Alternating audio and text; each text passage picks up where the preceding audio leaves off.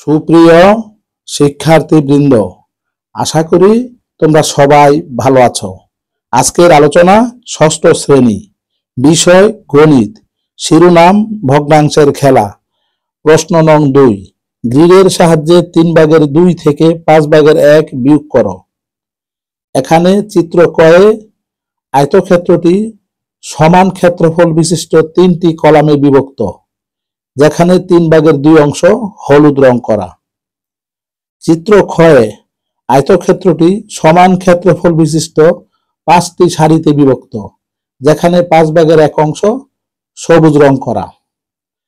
এখন 3/2 এবং 5/1 এই ভগ্নাংশ দুইটিকে সমহর বিশিষ্ট ভগ্নাংশে প্রকাশ করতে হলে প্রথমে 3 এবং 5 লসাগু হবে 15।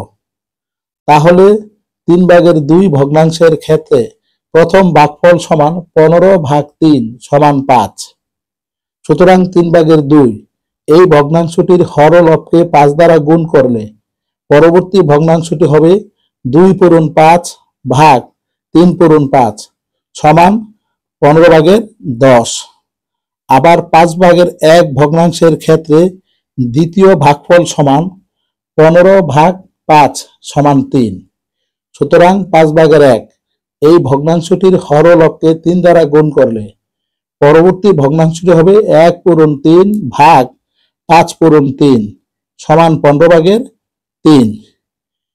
তাহলে চিত্র ক থেকে আমরা পাই, এখানে বড় আয়তক্ষেত্রটি সমান ক্ষেত্রফল বিশিষ্ট 15টি অংশে বিভক্ত, যেখানে 15/10 অংশ হলুদ রং করা।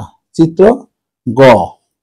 আবার চিত্র খ থেকে পাই, বড় আয়তক্ষেত্রটি সমান ক্ষেত্রফল বিশিষ্ট 15টি সমান অংশে বিভক্ত, যেখানে 15/3 অংশ সবুজ রং করা। চিত্র গহ।